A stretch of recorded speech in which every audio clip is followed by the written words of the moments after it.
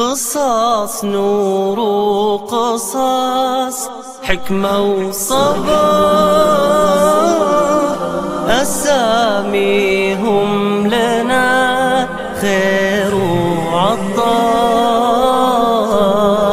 نبتدي بآدم خليفة ربنا، وفي محمد ننتهي خير البشر.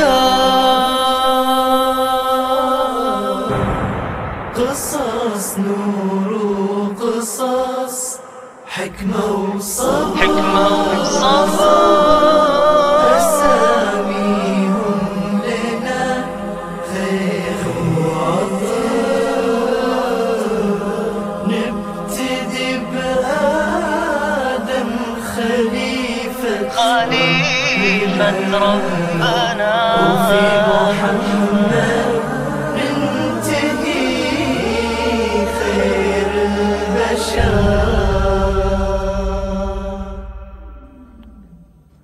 بسم الله الرحمن الرحيم. أيها الإخوة والأخوات، السلام عليكم ورحمة الله وبركاته. أهلا وسهلا بكم من جديد في حلقة من برنامج قصص الأنبياء. في الحلقة الماضية كنا نتكلم عن نبي الله آدم عليه السلام، الذي أرسله بل خلقه الله عز وجل أول البشر، وأسجد له الملائكة، وكان أول نبي في الأرض. آدم عليه السلام توفاه الله عز وجل، وظل الناس على التوحيد لقرون طويلة لا يعبدون إلا الله جل وعلا. وأوصى آدم عليه السلام من بعده بوصيته لشيث ابنه، ثم ظل الناس زمنا وقرونا، وبعث الله عز وجل فيهم نبيا اسمه إدريس عليه السلام. أما إدريس فهو نبي وليس برسول، فلم يأتي بدين جديد، فالناس لا زالوا يعبدون الله جل وعلا، لكن جاء يذكرهم ويحثهم على الخيرات ويأمرهم بالمعروف وينهاهم عن المنكر. فإدريس عليه السلام نبي من أنبياء الله جل وعلا، بل كان من أنشط من دعا إلى الله جل وعلا، ما ترك أحدا في الأرض إلا وعلمه الخير وذكره بالمعروف ونهاه عن المنكر، حتى وصل به الأمر إلى أن الله عز وجل أوحى إلى إدريس: أي يا إدريس، ما من يوم إلا ويكتب لك مثل عمل أهل الأرض كلهم، كل الناس الذين كانوا موجودين. لما؟ لأن من دل على خير فله مثل أجر فاعله. فإدريس دعا كل الناس إلى الله جل وعلا ونصحهم وذكرهم، فكان كل من يعمل خيرا في ميزان من؟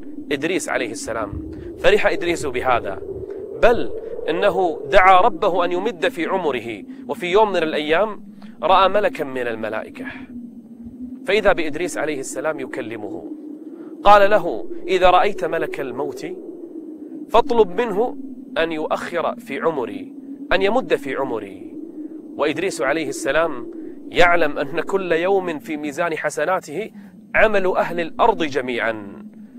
يا لهذا الفضل العظيم، يا لهذا الخير الكبير. هذا يشجع كل إنسان على أن يعلم الناس على الخير. إدريس عليه السلام قال هذا للملك، فقال له الملك: ولم لا ترقى إلي إلى السماء؟ أحملك إلى السماء فتكلم ملك الموت.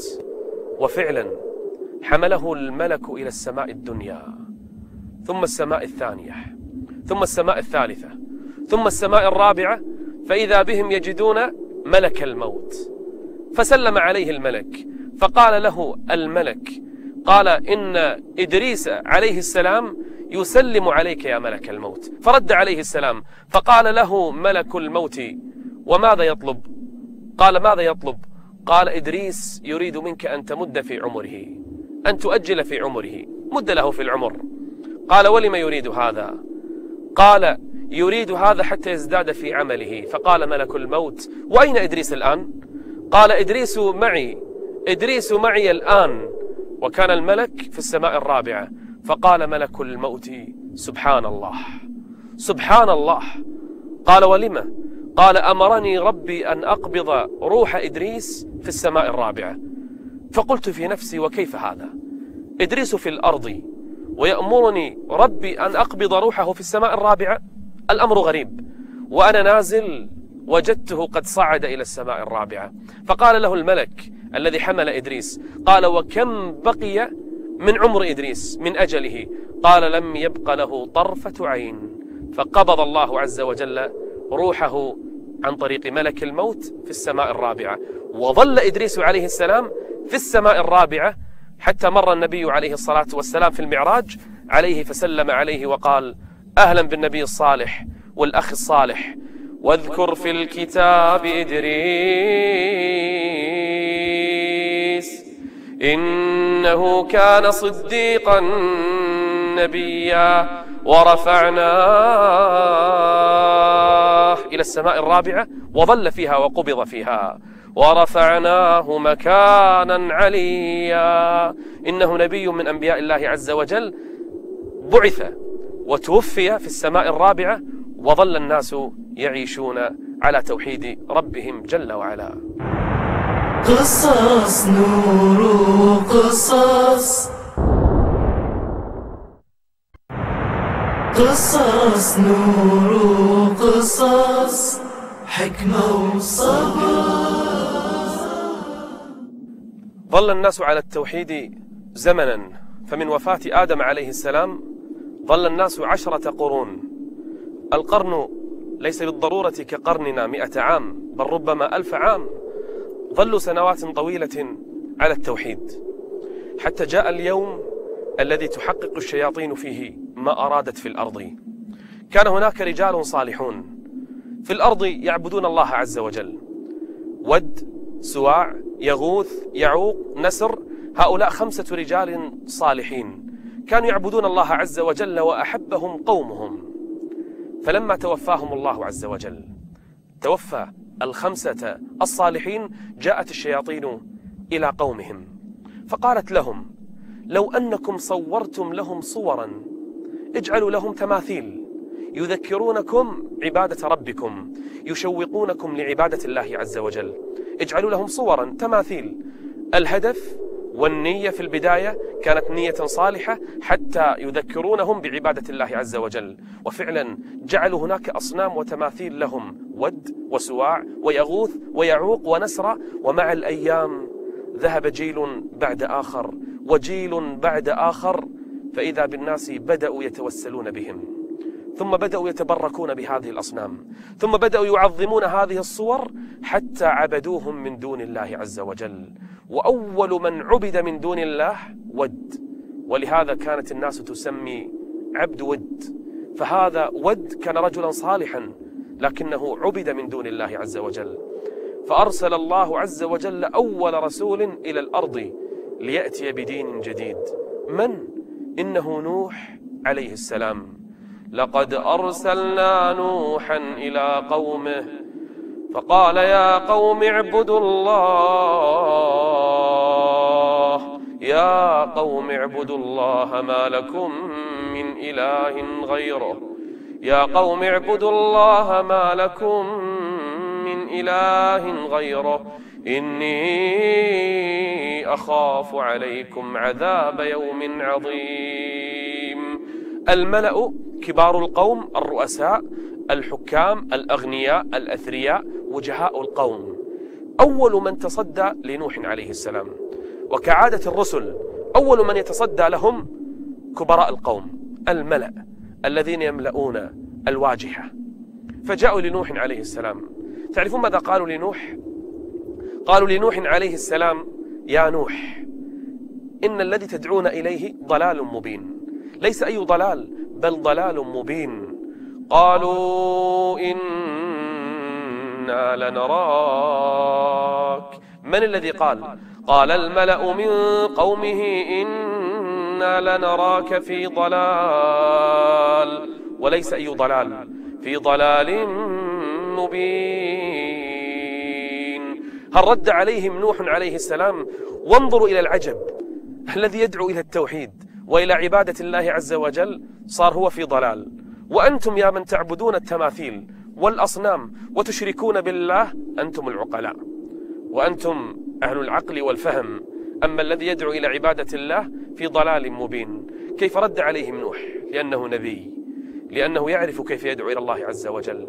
ما سب ولا شتم بل قال يا قوم ليس بي ضلالة، قال يا قوم ليس بي ضلالة ولكني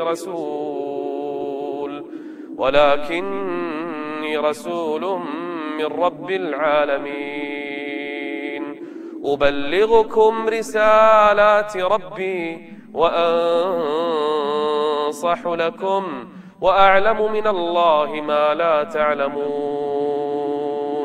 رد عليه الملأ مرة أخرى. ماذا قالوا له؟ من آمن مع نوح؟ آمن مع نوح عليه السلام الفقراء، المساكين، الضعفاء، لكنهم كانوا أعقل من الملأ، آمنوا لنوح عليه السلام. فرد الملأ على نوح عليه السلام قالوا يا نوح ما نراك إلا بشرا مثلنا وما نراك اتبعك إلا الذين هم أراذلنا بادي الرأي وما نرى لكم علينا من فضل بل نظنكم كاذبين. من هؤلاء الذين حولك يا نوح؟ أراذلنا، أتعس الناس، أفقر الناس، الضعفاء، هؤلاء الناس الذين لا يزوجون ولا ينكحون ولا نجلس معهم، هؤلاء الذين آمنوا معك. أما كبار القوم، أما نحن الأغنياء، أما نحن الأثرياء فإننا لا نؤمن بك يا نوح. أراذلنا بادي الرأي وما نرى لكم علينا من فضل بل نظنكم كاذبين. فرد عليهم نوح عليه السلام. شوف الحجة. قال يا قوم أرأيتم إن كنت على بينة من ربي وآتاني رحمة من عنده فعميت عليكم أنلزمكموها. نحن لا نجبركم على ديننا، ليس في الدين إكراه، لن نلزمكم على هذا الدين، إن شئتم آمنتم وإن شئتم لم تؤمنوا. أنلزمكموها وأنتم لها كارهون. لا زالوا يعاندون، لا زالوا يصرون. قالوا يا نوح ماذا تريد مالا؟ نعطيك مالا. قال يا قوم لا أسألكم عليه مالا إن أجري إلا على الله. ورأيتم هؤلاء الضعفاء المساكين الفقراء، وما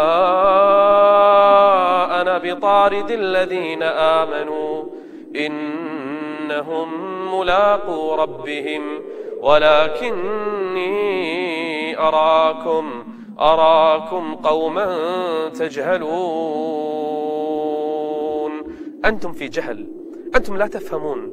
هؤلاء الضعفاء المساكين الذين حولي، هؤلاء الذين يصلون ويسجدون لله ولا يؤمنون بتماثيلكم ولا أصنامكم ولا معبوداتكم، أرأيتم هؤلاء المساكين لو طردتهم فإن الله عز وجل سيعاقبني. ويا قوم من ينصرني من الله إن طردتهم أفلا تذكرون. تذكروا، افهموا، اعقلوا أن هؤلاء الضعفاء لو طردتهم فإن الله عز وجل سيعاقبني. من ينصرني من الله إن طردتهم أفلا تذكرون. ثم قال لهم بأنني لست ملكا ولا أعلم الغيب وما عندي خزائن السماوات والأرض، أنا بشر مثلي مثلكم، لكني أول رسول بعثني الله عز وجل إليكم لتعبدوا الله وحده لأني أخاف عليكم عذاب يوم عظيم.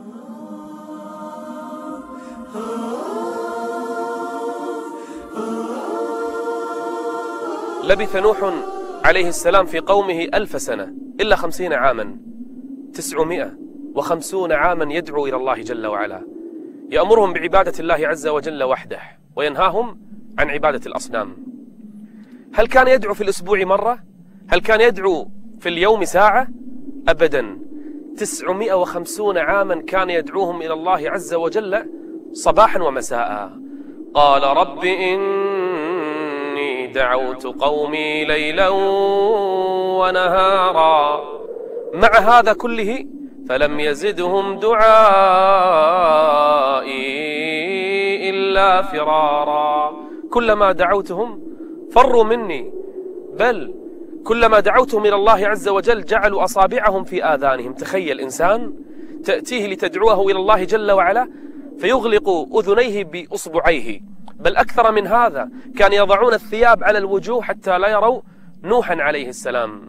وإني كلما دعوتهم لتغفر لهم جعلوا أصابعهم في آذانهم واستغشوا ثيابهم وأصروا واستكبروا استكبارا.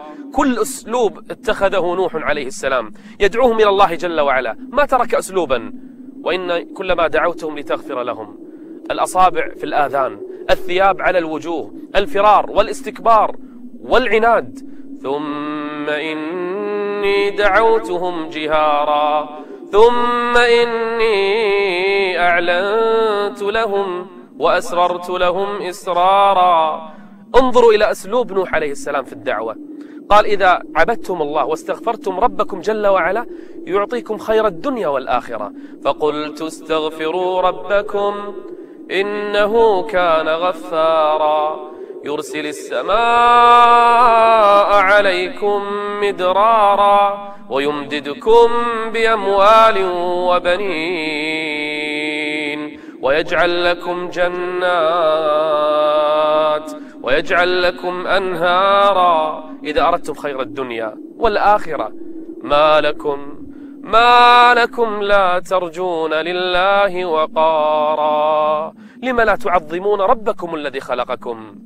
مع هذا كله كان عندهم ملك، وهذا الملك كان ينهى الناس عن الاستماع إلى نوح عليه السلام، بل كان يأمرهم بعبادة الأصنام. قال: رب إنهم عصوني واتبعوا من لم يزده ماله وولده إلا. كان هذا الملك عنده أموال عظيمة وعنده أولاد كثر، وكان يأمرهم بعبادة غير الله عز وجل. واتبعوا من لم يزده ماله وولده إلا خسارا ومكروا مكرا كبارا. حرضوا الناس على عبادة الأصنام، ود وسواع ويغوث ويعوق ونسرا، وقالوا: لا تذرن آلهتكم ولا تذرن ودا ولا سواعا ولا يغوث ويعوق ونسرا وقد أضلوا كثيرا ولا تزد الظالمين إلا ضلالا. نوح عليه السلام استمر في عبادتهم واستمر في دعوتهم إلى الله جل وعلا وهم في عنادهم وإصرارهم واستكبارهم، بل جاءوا لنوح عليه السلام بعد 1000 سنة إلا 50 عاما. انظروا للوقاحة. قالوا: يا نوح قد جادلتنا فأكثرت جدالنا فأتنا بما تعدنا. وين العذاب الذي تزعمه؟ 100 سنة 200 سنة هددتنا بعذاب، ومر علينا الآن ما يقارب 1000 سنة ما شفنا شيء، ما رأينا شيء. أين عذاب الله الذي تزعمه يا نوح؟ قالوا: يا نوح قد جادلتنا فأكثرت جدالنا فأتنا بما تعدنا إن كنت من الصادقين. إن كنت صادقا نريد أن نرى هذا العذاب. ما يئس نوح عليه السلام ب100 سنة ب200 سنة 1000 سنة إلا 50 عاما وهو لم ييأس من قومه، بل كانوا يستهزئون به يقولون: فأتنا بما تعدنا إن كنت من الصادقين. رد عليهم نوح عليه السلام بكل ثقة بكل جرأة، قال: إنما يأتيكم به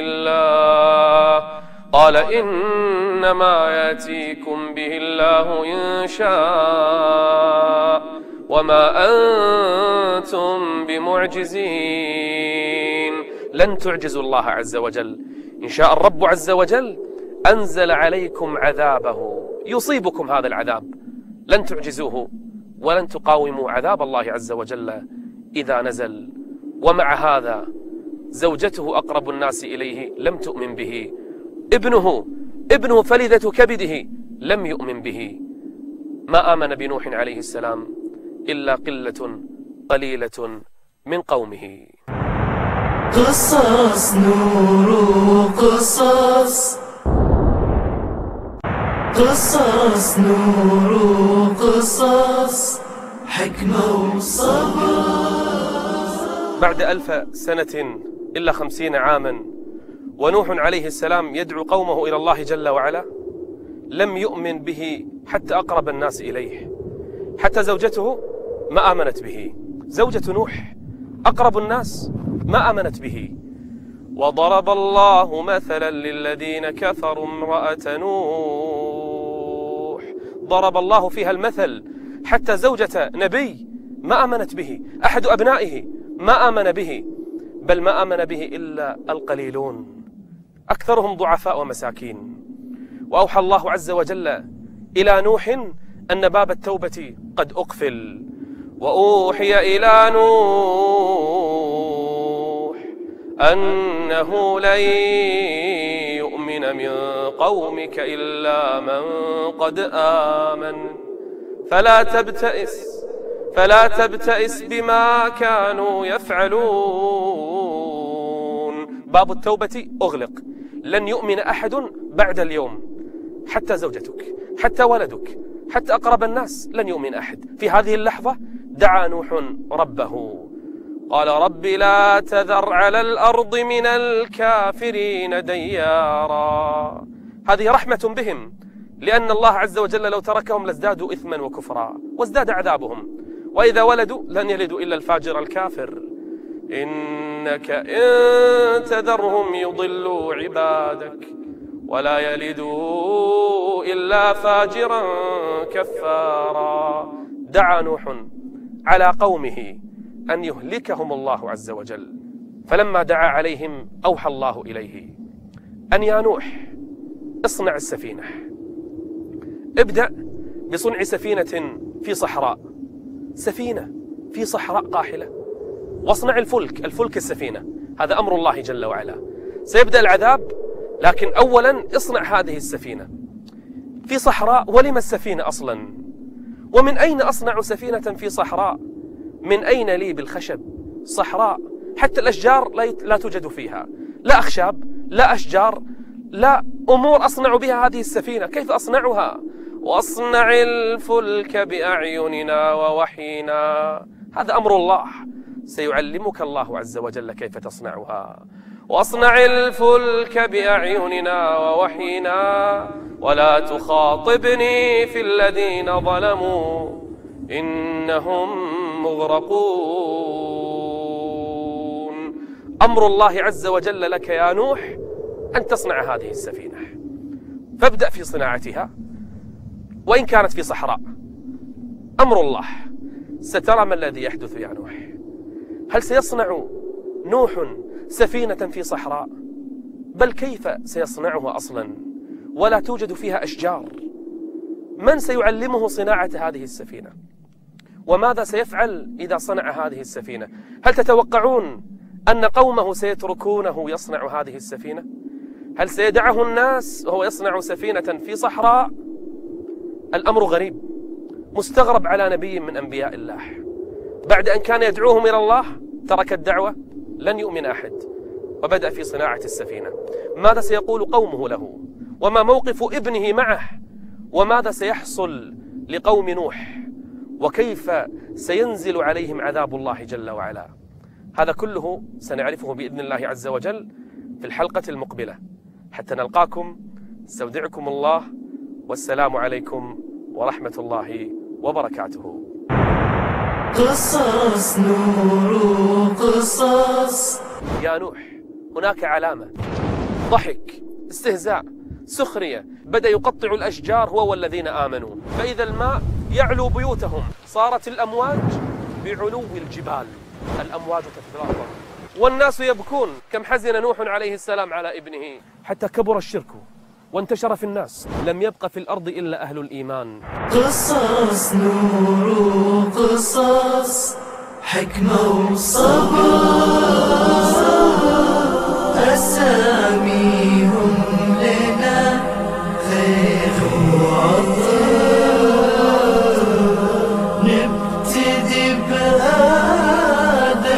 خليفة ربنا، وفي محمد منتهي خير البشر.